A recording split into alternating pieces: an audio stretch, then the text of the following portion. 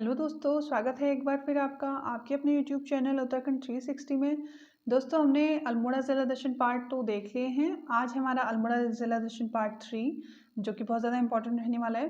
देखिए दोस्तों, उत्तराखंड के किसी भी एग्ज़ाम के लिए ज़िला दर्शन सीरीज़ बहुत ज़्यादा इंपॉर्टेंट रोल प्ले करती है, क्योंकि हम इसमें काफ़ी सारी जो बेसिक जानकारियाँ होती हैं वो पढ़ लेते हैं।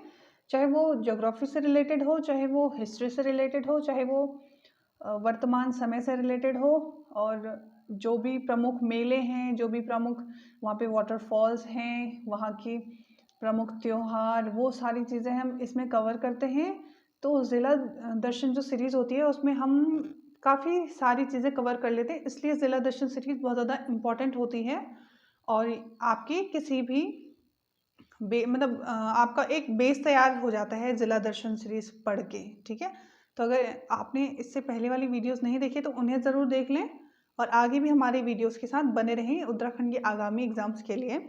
और इसके साथ-साथ आपको हिस्ट्री की क्लासेस हमारे यूट्यूब चैनल पर मिल जाएँगी, जो कि काफ़ी डीप क्लासेस हैं, जहाँ से क्वेश्चंस बनते हैं। सारे फैक्ट्स आपको वहाँ पे बहुत अच्छे से समझाए जाएँगे, आपको रटने की ज़रूरत नहीं पड़ेगी। इसके साथ-साथ जो हम उत्तराखंड का सिलेबस में हमारा जो जीके, जीएस होता है, वो सारी चीज़ें भी आपको हमारे चैनल की प्लेलिस्ट में मिल जाएगी। उन्हें भी आप ज़रूर देखें, और एक बार ज़रूर देखें, आपको बहुत अच्छा फ़ील होगा।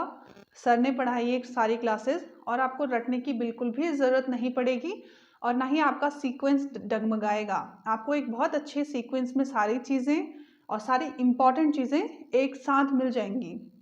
बढ़ते हैं आज की वीडियो में। देखिए दोस्तों, गणनाथ मंदिर हमने लास्ट वीडियो में प्रमुख मंदिर पढ़े थे, जिसमें हमारा एक मंदिर आज का है गणनाथ मंदिर। यह शिव को समर्पित मंदिर है दोस्तों, ठीक है? यह मंदिर शिव भगवान को समर्पित है, और यह आपका अल्मोड़ा के ताकोला ब्लॉक में है। इसके समीप ही आपका एक उदय नौला है, और गणनाथ मंदिर में ही आपका गणनाथ मेला भी लगता है। देखिए दोस्तों, काफ़ी इम्पॉर्टेंट यह मंदिर है, काफ़ी ज़्यादा मान्यता है इसकी। बैकुंठ चतुर्दशी के अवसर पर यहाँ पर पुत्र प्राप्ति हेतु रात भर हाथ में दिया लेकर जागरण किया जाता है, ठीक है? तो एक प्रकार से हम इस मंदिर को पुत्रदाता के रूप में भी मानते हैं, ठीक है? बढ़ते हैं आगे। अगला जो हमारा मंदिर है वह है हमारा दोस्तों कसार देवी मंदिर। कसार देवी मंदिर भी बहुत ज़्यादा फेमस है, बहुत सारे टूरिस्ट यहाँ पे आते हैं देश विदेशों से। यह हमारा अल्मोड़ा में कासाई पर्वत पर है, और यहाँ से हमें ब्राह्मी लिपि के लेख मिले हैं।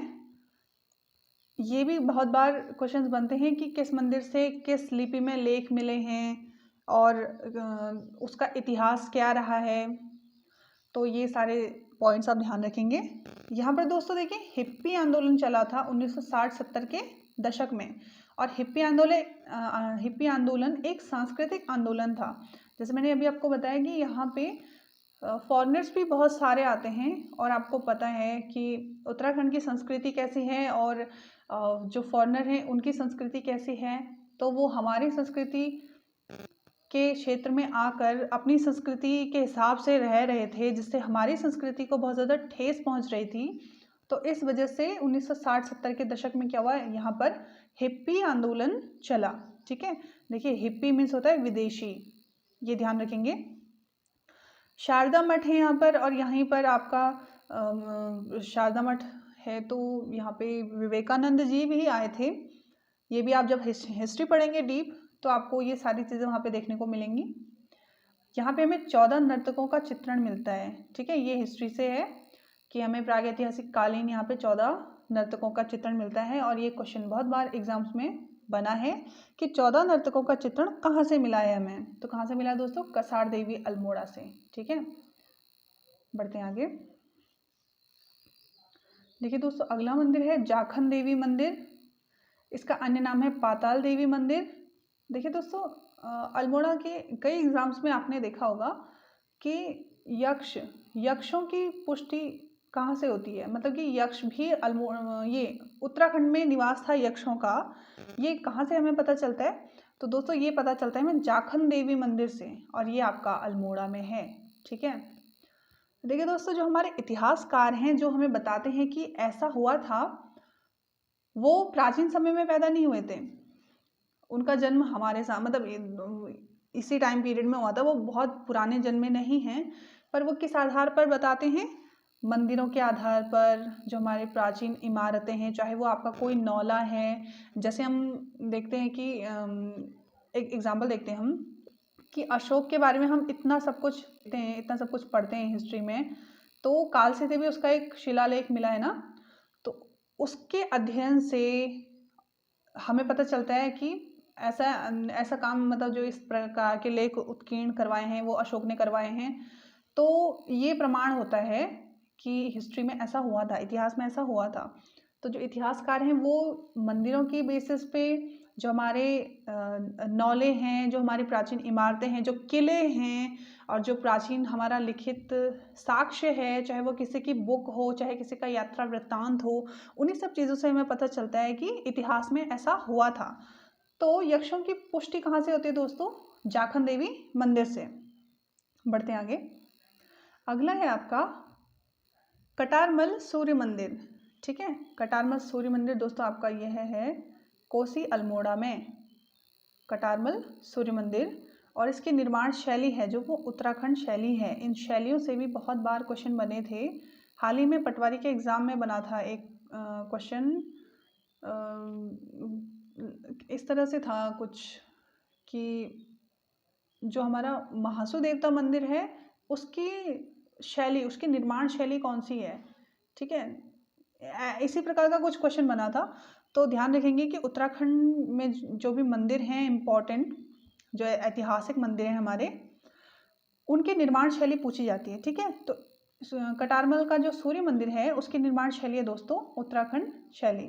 और जो ये मंदिर है कटारमल का, यहाँ पर जो मुख्य प्रतिमा है वह बड़ादित्य सूर्य की है। मुख्य प्रतिमा किसकी है दोस्तों? बड़ादित्य सूर्य की। और जो ये मंदिर है यह राजा कटारमल द्वारा बनाया गया था। ठीक है, बढ़ते हैं आगे। अगला मंदिर है आपका चितई मंदिर।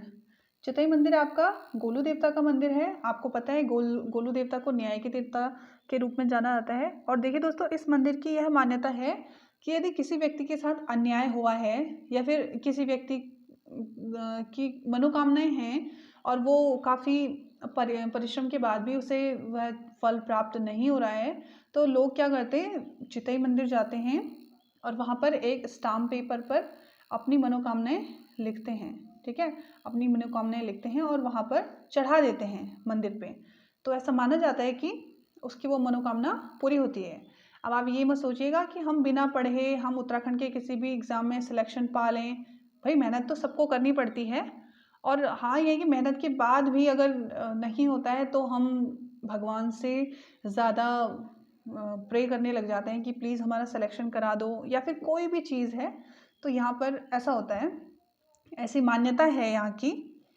और इसीलिए मान्यता के अनुसार इन्हें परमोच्च न्यायालय भी माना जाता है। ठीक है, परमोच्च मतलब सबसे उच्च है जो न्यायालय, वह है परमोच्च न्यायालय। इसे हमारे, क्योंकि हम देवभूमि में रहते हैं और यहाँ पर देवी देवताओं में बहुत बहुत गहरी आस्था होती है, इसी आस्था के कारण इन्हें परमोच्च न्यायालय माना जाता है। ठीक है, और चितई जो मंदिर है यह गोलू देवता को समर्पित है ये मंदिर, और ये भी आपका अल्मोड़ा में है। ठीक है दोस्तों, ये भी आपका अल्मोड़ा डिस्ट्रिक्ट में ही है। बढ़ते हैं आगे। अगला जो मंदिर है वह है हमारा बिनसर महादेव मंदिर। देखिए दोस्तों, जो बिनसर महादेव मंदिर है ये दो हैं, एक तो अल्मोड़ा में है और एक आपका पौड़ी में है। जो अल्मोड़ा में है यह आपका सोनी बिनसर है, और यह पिथु, कोई राजा थे पिथु, उन्होंने अपनी पिता की याद में बनवाया था। और जो पौड़ी में है बिनसर महादेव, ये आपका दूधातोली श्रृंखलाओं में है। ठीक है, दूधातोली पर्वत पे है, जिसे हम पामीर की गांठ भी कहते हैं। तो दूधातोली श्रृंखला में है आपका जो पौड़ी में बिनसर महादेव मंदिर है। अगला पॉइंट है दोस्तों झूला देवी मंदिर। झूला देवी मंदिर आपका रानीखेत में है। जब मैंने आपको रानीखेत के बारे में बताया था तो आपको बताया था मैंने कि झूला देवी पहाड़ी पर आपका रानीखेत बसा हुआ है। तो यहीं पे रानीखेत में क्या है, झूला देवी मंदिर है। और इसी मंदिर के पास एक मंदिर और है, वह है आपका दोस्तों राम मंदिर। और इस राम मंदिर में अभी भी जो हमारी गुरुकुल पद्धति पे शिक्षा दी जाती थी प्राचीन समय पे, उसी पद्धति पे आज भी यहाँ पर शिक्षा दी जाती है। छोटे मतलब बाल्यावस्था के बाद ही जैसे मतलब स्कूलिंग वगैरह शुरू होती है, तो यहाँ पर बच्चे को भेज दिया जाता है और वो फिर यहीं अपनी शिक्षा ग्रहण करता है। तो राम मंदिर है आपका रानीखेत में, और झूला देवी मंदिर भी आपका दोस्तों रानीखेत में है। बढ़ते हैं आगे। देखिए दोस्तों, अब अल्मोड़ा के जो अन्य मंदिर हैं उन्हें भी देख लेते हैं एक नज़र कि कौन सा मंदिर कहाँ है। देखिए दोस्तों, अष्टदुर्ग महल या फिर अष्टमहल दुर्ग, यह भी आपका अल्मोड़ा में ही है। और इसी के बीचों बीच आपका रामशिला मंदिर है। ठीक है, यह आपका अष्टमहल दुर्ग मंदिर है और इसी के बीचों बीच आपका रामशिला मंदिर है अल्मोड़ा में के। भैरव के 8 मंदिर अल्मोड़ा में हैं और यह ज्ञानचंद द्वारा बनाए गए थे। अगला पॉइंट है पड़िया देव मंदिर आपका है अल्मोड़ा में। और पड़िया देव जो हैं इन्हें शंकर भगवान का दूत माना जाता है, जो कि कहाँ स्थित है दोस्तों, अल्मोड़ा में। अगला पॉइंट है त्रिपुरा देवी मंदिर, ये भी आपका अल्मोड़ा में है। मानिला मंदिर यह आपका सल्ट अल्मोड़ा में है। पुष्टि माता मंदिर यह आपका अल्मोड़ा में है। देखिए दोस्तों, जागेश्वर मंदिर समूह में काफ़ी सारे मंदिर हैं, जिसमें से एक मंदिर है आपका नटराज मंदिर।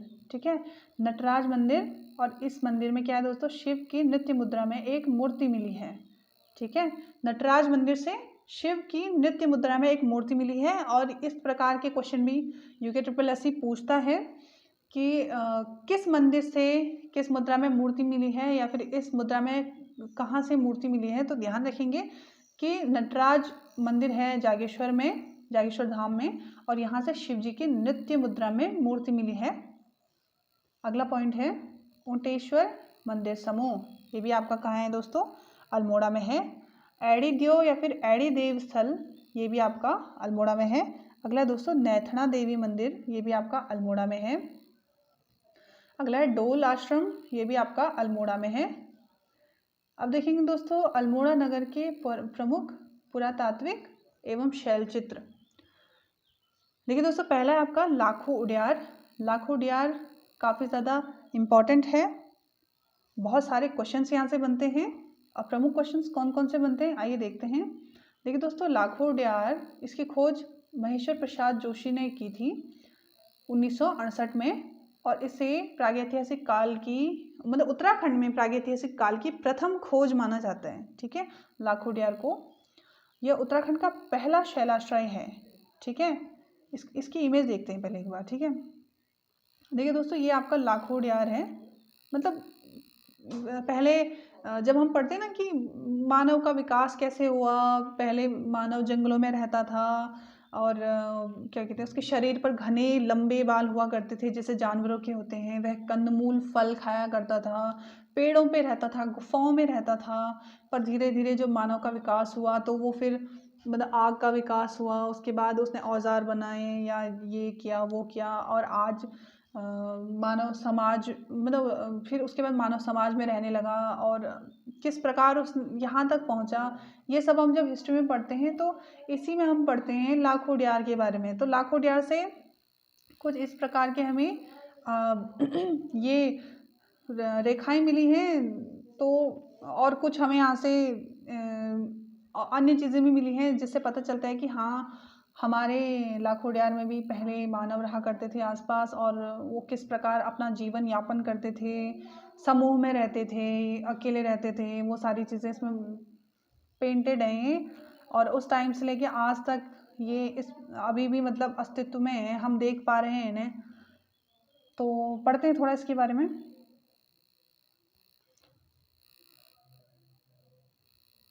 देखिए, ये तो हमने पढ़ लिया था कि खोज किसने की थी, 1968 में महेश्वर प्रसाद जोशी ने, और ये उत्तराखंड का पहला शैलाश्रय है। अब इसकी लोकेशन देखते हैं दोस्तों। ये है अल्मोड़ा में दलबैंड है, एक बैंड है उसका नाम है दलबैंड। बाड़े छीना के समीप है ये दलबैंड, और सुयाल नदी के तट पर है। ठीक है, इसकी जो लोकेशन है वह है आपकी, एक सेकेंड, इसकी जो लोकेशन है दोस्तों वह है आपकी दलबैंड पर, और ये दलबैंड है जो बाड़ीछीना के समीप है और सोयाल नदी के तट पर है, पिथौरागढ़ मार्ग पर, अल्मोड़ा पिथौरागढ़ मार्ग पर। और यहाँ से 7 मानवाकृतियों की खोज की इसी लाखोडियार में यशवंत कठौच द्वारा 1982 में। ठीक है, यशवंत कठौच जी ने 7 मानवाकृतियों की खोज कब की लाखोडियार में? 1982 में। और जो लाखोडियार है दोस्तों, इसकी तुलना मतलब इसमें जो चित्र मिले थे इसकी तुलना भीमबेटका गुफा के चित्रों से की जाती है। ऐसा माना जाता है कि जैसे जिस प्रकार चित्र मध्य प्रदेश के भीमबेटका गुफाओं में मिले हैं ना, उसी से मिलते जुलते चित्र आपके लाखोडियार में ही मिलते हैं। ठीक है, जो बने हैं वहाँ पे। बढ़ते हैं आगे। अगला है हमारा, ये सारे अल्मोड़ा से मिले। ठीक है, अगला है हमारा फड़कानौली शैलाश्रय। यह भी एक शैलाश्रय है, और ये पेटशाल, अल्मोड़ा के पेटशाल में स्थित है। और इसकी खोज भी यशोधर मठपाल द्वारा की गई थी 1985 में। और यहाँ से 3 गुफाएं मिली हैं दोस्तों। और यहाँ से 1989 में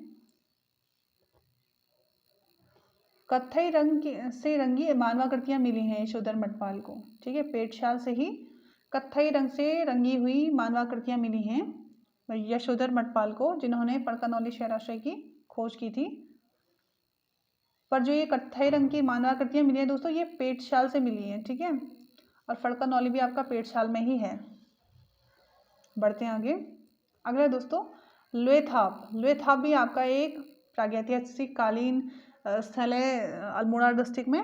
और आपको पता है लुए मीन्स क्या होता है पहाड़ी में? लुए मीन्स होता है खून। ठीक है, मतलब कि लुएथाप से हमें लाल रंग के धब्बे समान चित्र मिले हैं। ठीक है दोस्तों, लाल रंग के धब्बे समान हमें चित्र मिले हैं लुएथाप से।